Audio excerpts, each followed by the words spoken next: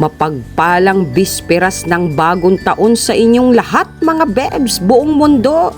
Lahat tayo ay sasalubong para sa taong 2025. At eto nga, ang aga-aga pa lang ay piniprepare ko na ang mga kakainin namin itong bisperas ng bagong taon.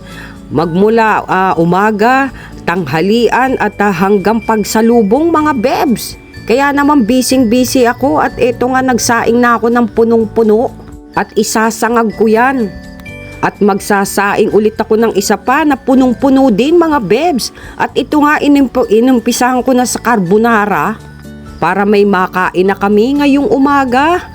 Para mamayang hapon ay hayahay na lang ako at naman na ako ay makapagpahinga dahil wala talaga akong katulong mga bebs. Ako lang talaga lahat ang gumagalaw pagdating sa kusina. Meron naman tagahugas ng pinggan at mga tagahugas ng kaldero. Pero iba pa rin yung pagdating sa pagkain na lalo na't napakarami mong ingredients na mga ihahanda. Ang mga pagbalat ng mga sibuyas at ng pagdikdik ng mga bawang. Yan nga lang muna ang inuna ko, ang carbonara at ang isusunod ko ay yung back ribs. At ayan nga, bumili rin ako ng hipon kaaga-aga ko sa palengke, napakaraming tao. At sinabi ko na wag durog ang ulo, binigyan pa rin ako ng durog. Naiinis talaga ako sa tindera na yan, pambihira. Pag hindi mo talaga chinek, ay sasamahan talaga lang durog na ulo. At sasabihin pa sa'yo na dinagdagan nila, pero ang dinagdag nila durog. Parang kagalit mo lang, sumasama sa mga buo ang ulo, pero siya pala'y durog. Ay, at yan nga, tinatanggalan ko na siya ng bigote mga bebs. At ayaw naman nating may sagabal pag tayo'y kumakain. Pero in fairness, alam mo ang lalaki ng mga hipon na nabili ko. Mura na yan sa halagang 650 pesos. At napakalaki niya mga bebs. At matataba. Goods na goods yan para sa aking buttered oyster shrimp.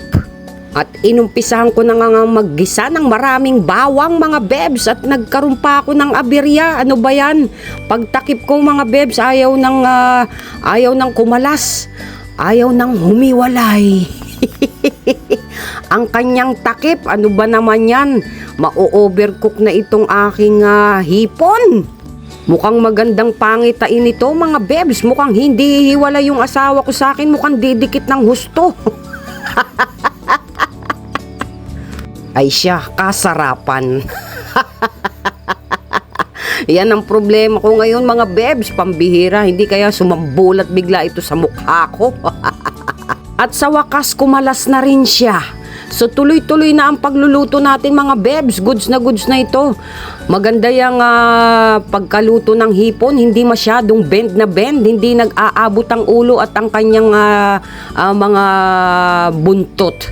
So ayan na, goods na tayo dyan mga bebs. Tapos na yung pangalawa kong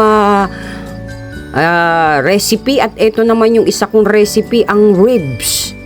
So 2 hours ko nang niluto yan. Kaya papahira naman natin siya ng barbecue sauce mga bebs para manuot lalo yung lasa. Yan ang ginagamit ko, ang Clara Ole, ang hickory barbecue. Kasi masarap yung lasa niyan. At ayan na nga, after 2.5 hours, yan na, medyo malambot na siya. At syempre, hindi mawawala ang ating palong life. Kailangan meron din tayong palong life mga bebs, kahit kaunti lang. Ang importante ay meron tayong pansit sa hapagkainan. So yun lang mga bebs, yan ang entry ko ngayong bagong taon.